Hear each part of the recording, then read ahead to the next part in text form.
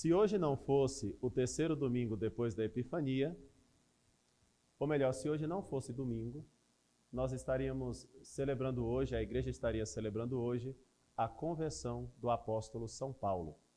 Dia 25 de janeiro é o dia da conversão do apóstolo São Paulo. Nós não estamos errando na liturgia do dia de hoje, porque se alguém entrar depois no Priorado Anchieta, vai ver que lá estão comemorando mesmo a conversão do apóstolo São Paulo, mas é porque lá é a cidade de São Paulo. Então isso aumenta o nível da celebração e fica festa de primeira classe. Para nós não. Nós celebramos corretamente o terceiro domingo depois da Epifania. E nesse domingo, eu queria chamar a atenção junto, mas eu vou ter muito em conta a conversão do apóstolo São Paulo. Mas eu queria começar chamando a atenção de vocês para o comecinho da epístola que nós lemos hoje, que é de Romanos capítulo 12, que diz assim: irmãos, não sejam prudentes com uma prudência carnal, subjetiva. Olhem só, não toda prudência é aconselhável. Irmãos, não sejam prudentes com uma prudência carnal, subjetiva, de qualquer jeito. Como vocês sabem, nós temos 4 virtudes cardeais, a saber, prudência, justiça, fortaleza, temperança, também chamadas virtudes humanas. Essas virtudes são naturais, em princípio. 4. Temos também 3 virtudes sobrenaturais, ou ditas teologais, a saber, a fé, a esperança e a caridade. 4 virtudes cardeais, mais 3 virtudes sobrenaturais ou teologais formam o número de 7. O número 7, como vocês sabem, tem um significado de perfeição muito grande na Igreja Católica. Por exemplo, a besta do Apocalipse é apenas 666, mas ela nunca chega a ser 777, nem 888. 7 e 8 são números de excelência na Escritura. Número 7 é número de perfeição. Não sejais prudentes com uma prudência subjetiva, carnal. Vocês sabem que os santos, eles são canonizados mediante um processo, uma análise processual. Nesse processo se analisa se eles viveram heroicamente as virtudes da prudência, da justiça, da fortaleza e da temperança, virtudes humanas, e também se analisa se eles viveram heroicamente as virtudes da fé, da esperança e da caridade. O santo é isso, tá? O que é um santo? Uma pessoa que viveu em grau heróico as 4 virtudes, mais as 3 virtudes. Depois que se faz essa análise, então, só para comprovar que o sujeito é santo mesmo, pede-se que se faça um milagre. Milagre que tem que ser comprovado por uma junta de médicos para ver se realmente aquilo é milagre ou não. Mas o básico, o essencial da santidade está na vivência heróica das virtudes. Portanto, o apóstolo começa dizendo assim: não sejais prudentes com uma prudência carnal. Não qualquer prudência serve. Esse é um nível muito baixo. Essa prudência carnal a gente nem quer. Então nós precisamos da prudência como virtude humana. Mas se queremos ser santos, e queremos, nós precisamos da prudência como algo realmente espiritual, elevada pela graça de Deus. É o que nós podemos chamar de prudência sobrenatural. A prudência do Espírito. O apóstolo São Paulo também diz que existe o homem carnal, ou seja, o homem que é prudente segundo a carne, e o homem espiritual, o homem que é prudente segundo o Espírito. E nós desejamos muito isso, por exemplo, quando nós rezamos na oração ao Espírito Santo. E nós dizemos assim: fazei que apreciemos corretamente todas as coisas segundo o Espírito, não segundo a carne. Segundo o Espírito, não segundo a carne. Não segundo a carne. Então, olhem só, é possível ter uma prudência meramente carnal. Essa não é a prudência cristã. É possível ter uma prudência meramente humana. Já é algo. Mas nós desejamos a prudência sobrenatural, que nos faz apreciar acontecimentos e coisas não de maneira meramente humana, mas de maneira sobrenatural. Por exemplo, o nosso Santo Atanásio, o nosso santo padroeiro. O que acontece com o Santo Atanásio de Alexandria quando existem, pelo menos, 2 documentos que nós temos registrado no Denzinger Hühnermann, o Enchiridion dos documentos da igreja? Está documentado, tá? Está documentado, não estou inventando nada. Existem 2 documentos no Denzinger Hühnermann, 2, segundo os quais documentos o Papa Libério excomunga Santo Atanásio. Um santo excomungado foi Santo Atanásio. Por quê? Porque Santo Atanásio representava, no século IV, a ortodoxia da fé. E o Papa Libério, infelizmente, claudicou, caiu miseravelmente, assinando um documento semi-ariano. Pobrezinho do Papa, né? Mas aconteceu isso com ele. Os bispos hereges exigiram do Papa Libério a excomunhão de Santo Atanásio. E o Papa tem 2 documentos registrados historicamente, segundo os quais o Papa excomungou Santo Atanásio. E o que fez Santo Atanásio diante dessas excomunhões? Continuou rezando a missa, continuou governando a diocese dele, não ligou para as excomunhões do Papa e seguiu a vida normal.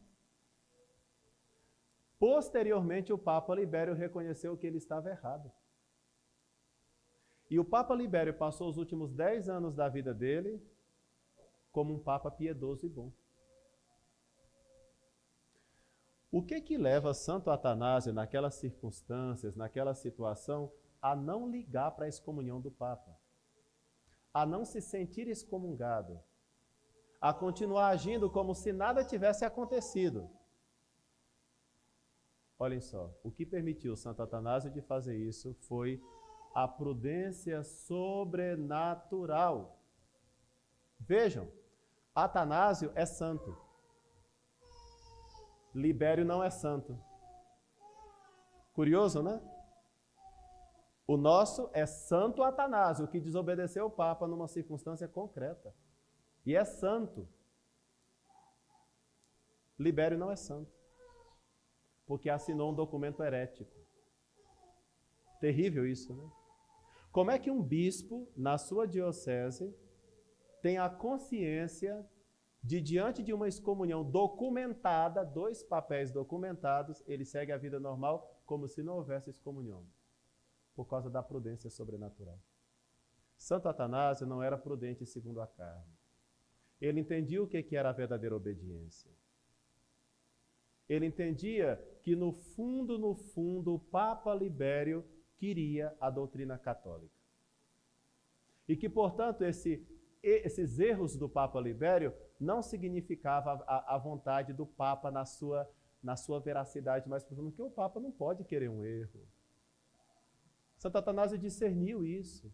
E por isso a consciência de Santo Atanásio seguiu tranquila, fazendo o seu trabalho, salvando as almas, dando glória a Deus. No final da vida de Santo Atanásio, todos os grandes santos da época vão elogiar o glorioso Santo Atanásio, inclusive São Basílio de Cesareia vai escrever uma carta para Santo Atanásio dizendo: Pai Atanásio, depois das tuas lutas gloriosas, apenas o teu caminhar e as tuas barbas longas manifestam a autoridade. O Senhor não precisa fazer mais nada. Deixa que nós, que somos os teus filhos, continuaremos a defender a fé católica. São Basílio escrevendo para Santo Atanásio. A autoridade de Santo Atanásio no final da sua vida. Os últimos 10 anos de Santo Atanásio. A luta de Santo Atanásio é tão gloriosa, que no ano 380, o imperador Teodósio I vai declarar que o Império Romano é totalmente católico. O Estado confessional católico chega pouquinho depois da morte de Santo Atanásio. Talvez para ele não ficar orgulhoso, Deus não permitiu que ele visse isso aqui na terra. Logo após a morte dele, glória na igreja, glória no Império Romano, e todo o Império Romano aos pés de nosso Senhor Jesus Cristo e da Santa Igreja Católica Apostólica Romana. Incrível. Os santos têm prudência sobrenatural. Os santos têm prudência sobrenatural. Vejam só. A partir do século XVIII, vocês sabem que uma filosofia pestífera invadiu o mundo, chamada liberalismo. John Locke, entre outros. O liberalismo, essa filosofia pestífera, necessitava de uma mão prática para ser executada no mundo. Essa mão prática se chama maçonaria. A maçonaria executa praticamente as ideias do liberalismo. 1717, a famosa fundação da Grande Loja de Londres. O liberalismo com a maçonaria se casaram e provocaram a Revolução Francesa, 1789. E todas as revoluções que vieram a partir de então. O liberalismo, a maçonaria e a Revolução Francesa foram derrubando as monarquias, tirando a autoridade do clero, colocando isso que nós chamamos de Estado laico, hoje em dia, o Estado secular. Os estados foram se separando da igreja e hoje chegamos a tal ponto que não simplesmente o Estado não quer Deus, mas inclusive odeia as coisas de Deus, que é o que nós estamos assistindo hoje em dia já. Essas ideias entraram na Igreja Católica, como vocês sabem, a rodo. A rodo. O Papa que percebeu isso no século XIX, no final do século XIX, foi o Papa Leão XIII. Os anteriores já tinham percebido, mas Leão XIII, inclusive por uma prudência sobrenatural, porque por uma visão, a oração de São Miguel Arcanjo, que é patrono da Igreja Universal. São Miguel Arcanjo guardou a igreja durante todo esse período. E a igreja rezava e São Miguel guardava. Quando pararam de rezar essa oração, aí nós vamos ver os problemas. Mas vamos dar uma pausa ainda nessa questão problemática. Porque o Papa Pio X, nosso querido São Pio X, cuja imagem nós temos aqui e cuja relíquia nós temos no altar, de São Pio X, cabelo de São Pio X nós temos no altar, nessa missa está aqui conosco. São Pio X, ele tinha um nariz muito católico. Sabe, ele percebia quando uma coisa não era católica facilmente. Todos vocês têm isso, tá? Todos nós temos um nariz católico, em princípio. A gente percebe que uma coisa não está muito bem. Esse é o olfato católico, o nariz católico. São Pio X tinha isso muito apurado. Aqui tem gente que tem mais apurado. Percebe logo. São Pio X percebeu que a Igreja Católica estava invadida por essas ideias. O liberalismo, a maçonaria. Sabia que tinha sacerdotes maçons, bispos maçons na Igreja Católica. Sabia que as ideias do liberalismo tinham infiltrado na Igreja Católica. E então, nosso querido São Pio X publica, em 1907, a famosa Pascendi Dominiti Gregis. É a famosa encíclica que quebra os pés do modernismo. São Pio X, nessa encíclica, chama o modernismo de a síntese de todas as heresias. São Pio X faz um balaio e vai colocando indiferentismo, agnosticismo, naturalismo, liberalismo, e depois ele fala, tudo isso que está aqui é que são tantos erros modernos que eu não vou ficar nomeando um a um. Eu vou chamar tudo isso de modernismo. Vejam só, ele praticamente cria uma palavra e diz, todos esses erros modernos eu vou chamar de modernismo. Aí ele define o que é o modernismo. O modernismo é a síntese, é o resumo de todas as heresias. E São Pio X, esperto como era, além de publicar um documento, ele publicou em 1910 um texto chamado Juramento Antimodernista. O juramento é de São Pio X, não é invenção minha não. Está tudo documentado, hein? Tudo documentado. O juramento antimodernista de São Pio X. Olhem só, esse juramento, quando um bispo ia assumir uma diocese, tinha que rezar o juramento antimodernista. Nenhum bispo assumiu uma diocese sem recitar publicamente o juramento antimodernista.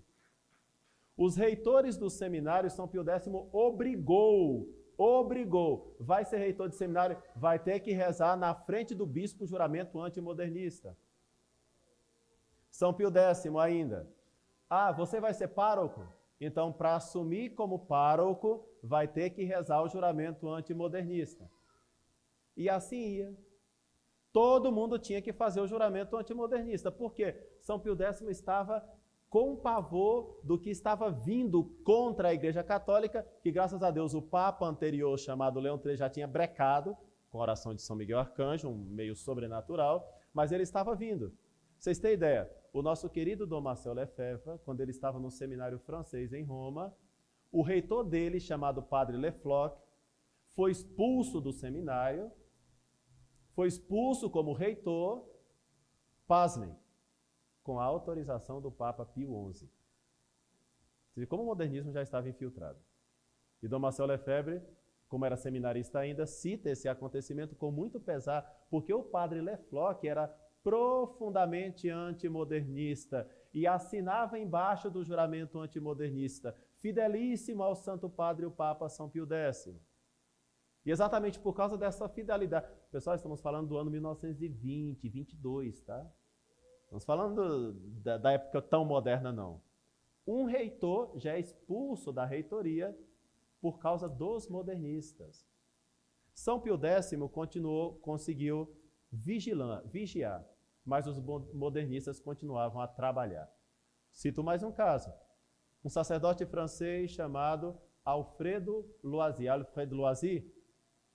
O padre Alfredo Loisy, ele dizia esta frase, que talvez vocês já escutaram na boca de algum outro padre. A frase é a seguinte, escutem. Frase, cito agora. Jesus Cristo pregou o reino de Deus, mas o que apareceu foi a igreja. Esta frase não é de padres que fazem abelhinha na mão, não, tá? É do Alfredo Loisy.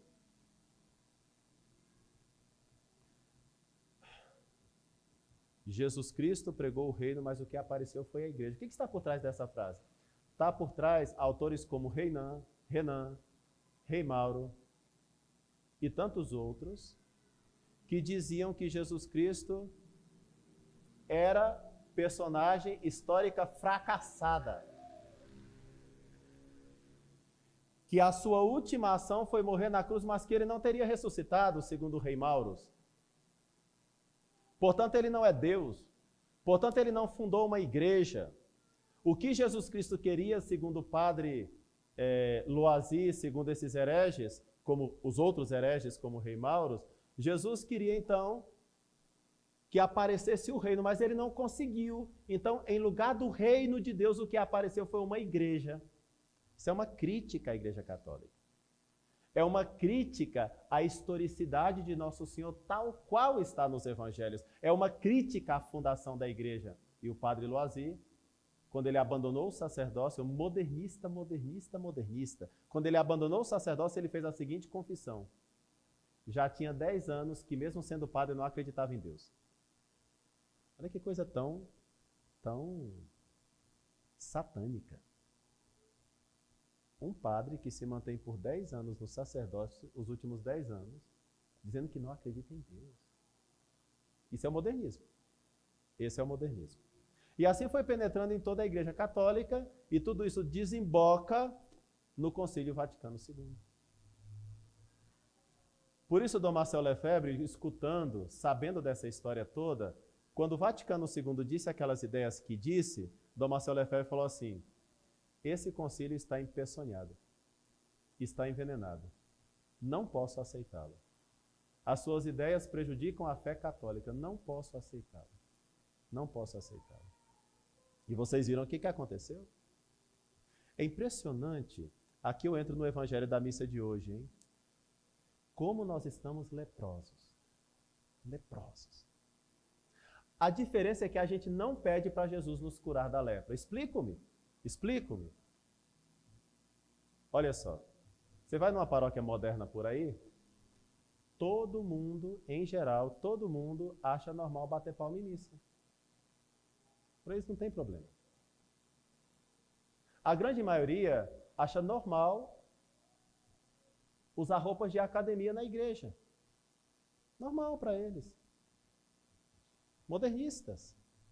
Todos modernistas. a grande maioria critica o uso do véu, costume que está em 1 Coríntios capítulo 11, mas para eles não tem nada a ver. Modernismo. São modernistas. Tem gente que acha normalíssimo colocar bateria em missa, quando está sendo oferecida a vítima no Calvário, aqueles toques que parecem toques de tambores infernais, mas eles acham normal. Muitas paróquias, para eles é normal encontrar hoje em dia, hoje mesmo estava conversando com uma família, que dizia que na chamada pastoral familiar, já é muito normal admitir essa união de homem com homem, mulher com mulher. Já não chamam união, segunda união, mas eles dizem nova união. Porque segunda união fica feio. E é preciso admitir, é preciso acolher a todos, como dizem eles. Modernistas. O que diz o juramento antimodernista? Uma das coisas que o juramento antimodernista diz é que eu não aceito a evolução dos dogmas. Então, dizem eles o seguinte, olha a interpretação bíblica que esse povo faz. No século I, São Paulo tinha razão quando escreveu Romanos capítulo 1. O que diz Romanos capítulo 1? Que não pode homem com homem, nem mulher com mulher. Mas o que eles vão dizer? Por que São Paulo escreveu isso em Romanos capítulo 1? São Paulo teria escrito isso em Romanos capítulo 1 porque naquele tempo o povo não estava acostumado com essas coisas. Então ele se adaptou à cultura. Mas como a cultura evolui, como tudo evolui, isso é Teilhard de Chardin, tá? Evolução, evolução, evolução, a nossa cultura já estaria preparada. E com certeza, dizem eles, São Paulo não teria escrito Romanos capítulo 1. São Paulo teria autorizado, então, homem com homem, mulher com mulher. Por quê? Porque mudaram os tempos. Mudaram os tempos. Então tem que mudar a fé, tem que mudar a moral. Por quê? Porque mudaram os tempos. Claro, nessa perspectiva, Deus não é imutável.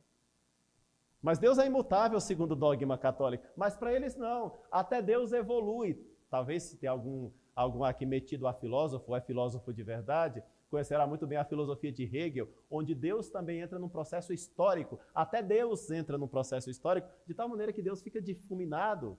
Não existe Deus na filosofia de Hegel. Não, nem existe.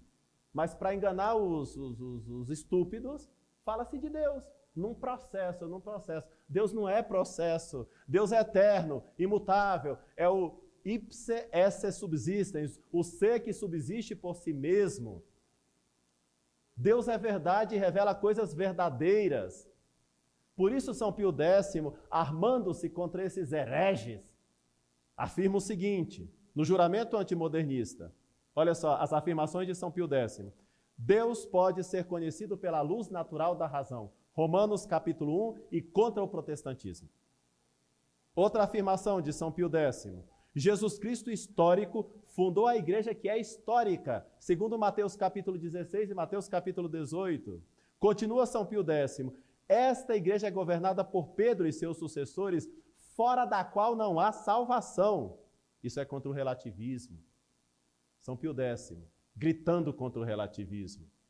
Claro que fundou a igreja. E olha o detalhe que São Pio X coloca. A igreja é governada por Pedro e pelos seus sucessores, não pela colegialidade episcopal, não pela sinodalidade do Concílio Vaticano II. Não, por Pedro, pelo Papa, pelos sucessores de Pedro. Atualmente é Leão XIV. Vejam que a nossa luta, aparentemente desobediente,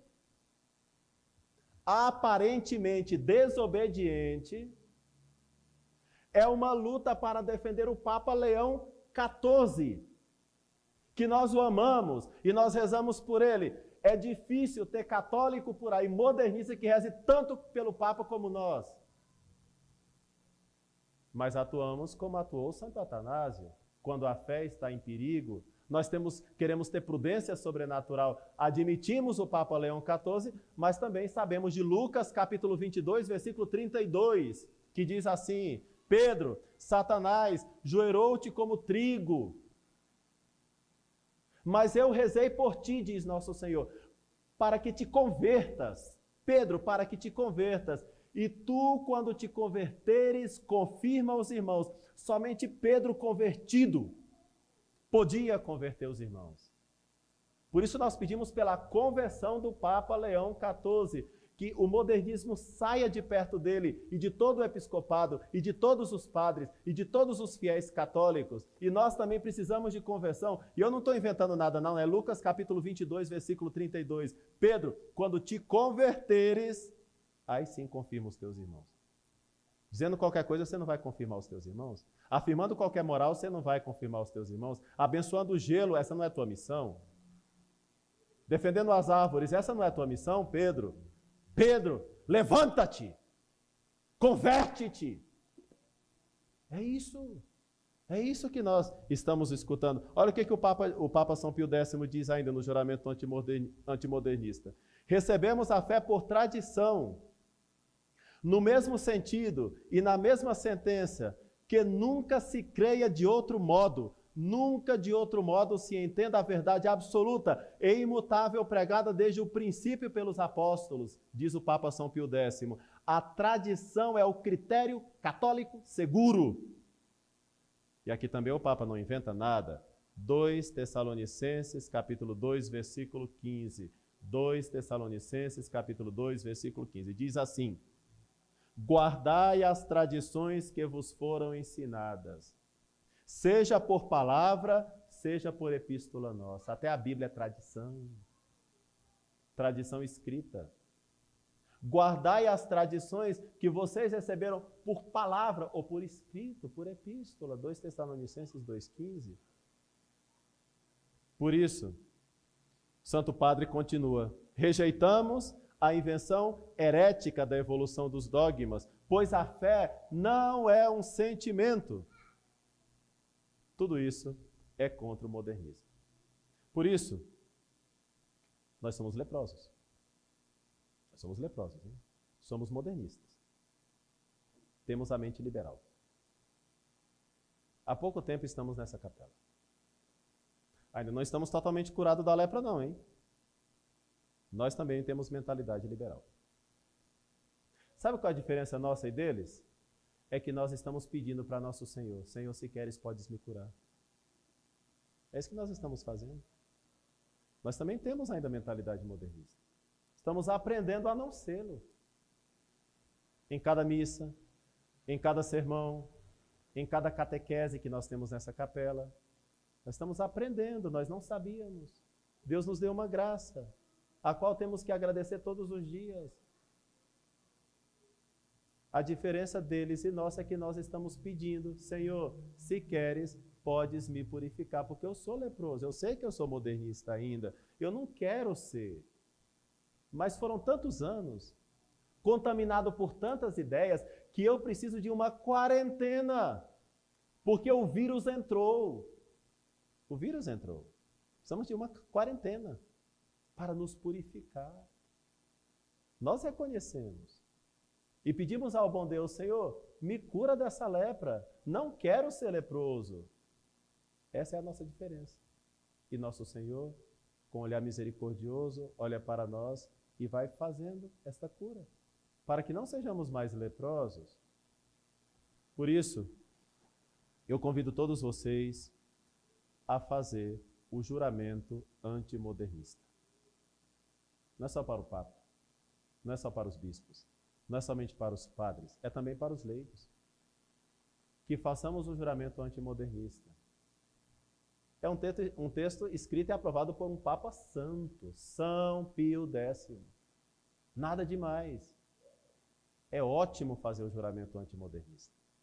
Então, na semana que vem, nas duas missas, na missa das 8 e na missa das 18 horas, aqueles que quiserem poderão fazer o juramento antimodernista. Publicamente. E vão assinar. Não vai ser com sangue não, tá? Pode assinar com caneta, mas tem que ser com caneta. Caneta, né? Então, domingo que vem, quando vocês chegarem na igreja, lá atrás vai ter o papelzinho que alguém vai imprimir, as cópias. Você traga a caneta, que não é digital não, é com caneta, tá? Não precisa ser com sangue, mas também não vai ser digital, nem um extremo nem outro, né? E já vai anotar os dados quando chegar na igreja, se estiver disposto a fazer o juramento. Aí depois da missa nós temos o costume de fazer a ação de graça, porque Nosso Senhor veio na nossa alma, a gente não vai sair como loucos depois da missa da igreja, a gente fica rezando um pouquinho mais. E o padre dirige as orações finais depois de cada missa, certo? Então naquele domingo, no próximo domingo, as orações finais não vai haver. Será o texto do juramento antimodernista pronunciado por aqueles que ainda não fizeram, e nós que já fizemos esse juramento vamos renovar o nosso juramento antimodernista. O que implica isso na prática? Para que vocês também não façam coisas inconscientes. Eu gosto de deixar a coisa bem clara. Não engano ninguém. Não engano ninguém. O que implica na prática fazer o juramento antimodernista? 3 coisas. Primeira, a minha adesão à fé católica de sempre. Portanto, a minha adesão à Igreja Católica, tal qual era nos tempos de São Pedro, São Paulo, Santo Atanásio, Santa Teresa de Jesus, São Pio X e todos os santos. É a fé católica de sempre. Sem nenhuma impureza, sem nenhum resquício de modernismo. Portanto, sem Vaticano II, sem Revolução Francesa, sem liberalismo, sem maçonaria, sem admitir essas coisas na missa. Como que é normal comungar na mão e de pé? Se é Deus, se é Nosso Senhor. Mas os modernistas pensam que é normal. Isso não é normal. Nunca foi normal na vida da Santa Igreja. Então, fazer o juramento antimodernista significa aderir à fé católica de sempre. Sem nenhuma impureza. A fé católica dos nossos padres, dos nossos antigos, dos nossos santos, doutores e papas. A primeira coisa que implica é isso. Claro, se eu adiro a uma fé íntegra, claro que a minha oração também tem que ser integralmente católica. Isso significa que eu vou abandonar a missa nova. Abandonar. Nunca mais vou na missa nova. Por quê? Porque a missa nova não expressa integralmente a fé católica de sempre. Ela tem vários problemas, vários erros. Claro, se eu adiro à fé católica de sempre e renuncio ao modernismo, é lógico que a minha oração tem que ser coerente com aquilo que eu penso. Não é verdade? Se eu tenho uma fé católica íntegra na minha mente, no meu coração, como é que eu vou rezar de maneira modernista? Não bate, né? Tem alguma coisa incoerente aí. Por isso, claro que implica o abandono da missa nova e a adesão à missa de sempre. Claro que sim. Essa é a segunda coisa. Claro. Terceira coisa que implica o juramento antimodernista, implica que nós entramos numa trincheira, num combate.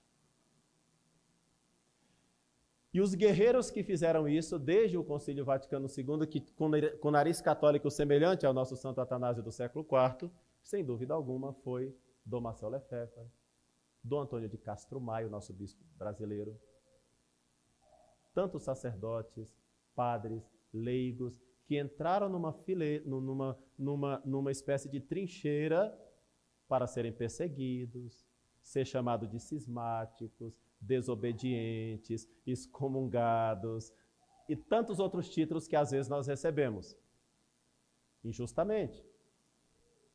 Porque nós só queremos manter a fé católica, a oração católica que é a missa e viver, inclusive defendendo tudo isso para toda a Igreja Católica, não para o nosso grupinho, tá? Para toda a Igreja Católica. Porque o tanto de conversas que Roma já teve com a Fraternidade de São Pio X, se a Fraternidade de São Pio X quisesse, já teria feito um acordo há muito tempo com Roma. E a Fraternidade de São Pio X teria se protegido. Agora nós estamos na obediência. Mas teria resolvido só o problema da fraternidade, não teria resolvido o problema da Igreja Católica. Não podemos aceitar um acordo. Porque essa luta é pela Igreja, é pela Santa Igreja Católica. Por isso, as pessoas que fazem o juramento antimodernista, eles também combatem no mesmo espírito de Dom Marcel Lefebvre e da Fraternidade Sacerdotal São Pio X. Quer fazer o juramento? Faça. Não quer? Não faça. Mas é isso que implica o juramento. Bem claro, né? Totalmente claro. Então, faça quem quiser. Quem não quiser, não faça. Mas saiba que tudo tem implicação e que pede coerência.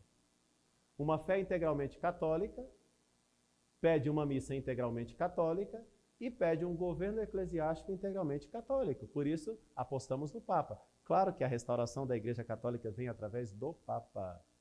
Nós não somos nada. Somos muito pouca coisa para fazer qualquer coisa. Mas nós temos que fazer a nossa parte. O que cabe a cada um de nós? Eu não sou ninguém para restaurar a Igreja Católica. Isso está na mão do Papa. Rezemos pelo Santo Padre o Papa. Atos dos Apóstolos, capítulo 12. Para que Deus envie um anjo e liberte Pedro das cadeias do modernismo. Isso aconteceu já na história da Igreja. Façamos, então, aqueles que são corajosos, que amam a Deus sobre todas as coisas, que amam a Santa Igreja, eu faço o convite, que façam um juramento antimodernista com estas implicações. Assim também eu, como padre dessa nossa capela, dessa nossa paróquia, saberei quem de fato está comigo, conosco, com Dom Marcelo Lefebvre, com a fé católica de sempre, na liturgia de sempre. E no governo de sempre. A nossa capela está aberta, pode vir qualquer pessoa, tá? A gente não vai fechar a porta para ninguém. Ah, não fez o juramento, não pode vir. Pode vir. Mas com quem o Padre François conta? Com aqueles que fizeram o juramento, porque eu sei que essas pessoas estão na mesma trincheira que eu. E se queimam como eu me queimo. E se doam como eu me dou. E se entregam como eu me entrego. Nessas pessoas eu confio. Porque são corajosos.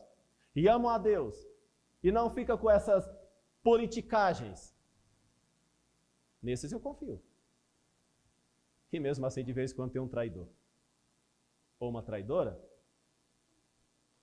Nada estranho, né? Jesus tinha 12 apóstolos. E teve um traidor. Até nosso Senhor. A gente não se livra dos traidores, né? Mas eu confio. Como nosso Senhor também confiava em Judas. Claro que confiava em Judas. Judas traiu, mas Jesus confiava nele. Eu não posso não confiar nas pessoas. Peçamos ao bom Deus que abrevie essa prova pela qual a igreja está passando. Meu Deus, nós só queremos ser católicos, nada mais que isso. Nós só estamos pedindo isso. Nós só queremos ser católicos. Ponto. Ponto, só queremos isso. É pedir muito. Que Nossa Senhora escute os nossos rogos, o nosso amor a Deus e o nosso desejo de que as almas se salvem, que não se percam por essas doutrinas que pululam desde tantas partes, perdendo tantas almas, colocando lepra no coração de tantas pessoas. Somos poucos? Somos, mas façamos o que podemos fazer. Nosso Senhor vai nos pedir conta disso, tá? Vai pedir conta para você, vai pedir conta de você. É isso. Que Nossa Senhora escute os nossos rogos. Confiemos em São José, padroeiro da Igreja de toda a Igreja Católica, e no glorioso São Miguel Arcanjo, que defendeu a Igreja, que defende a Igreja, mas que defendeu, assim, auxiliado pela prece da Igreja até os anos 60. Infelizmente, tiraram a oração de São Miguel Arcanjo. Nós não, nós continuamos com a oração de São Miguel Arcanjo em cada missa. Né? Que a missa tradicional prevê a oração de São Miguel Arcanjo. Exceto nas missas cantadas e solenes, né? Hoje, eu falo da oração e logo hoje, né? Mas pela manhã nós rezamos. Que Nossa Senhora nos proteja sempre, proteja a nossa fé, porque nós somos católicos e queremos simplesmente ser católicos. Essa é a nossa alegria. E um dia nos unir à Igreja do Céu, a Santo Atanásio, São Pio X, Santa Teresa, Santa Teresinha do Menino Jesus, São Bento, etc. Tantos santos maravilhosos que viveram como nós estamos querendo viver. Em nome do Pai, do Filho e do Espírito Santo. Amém.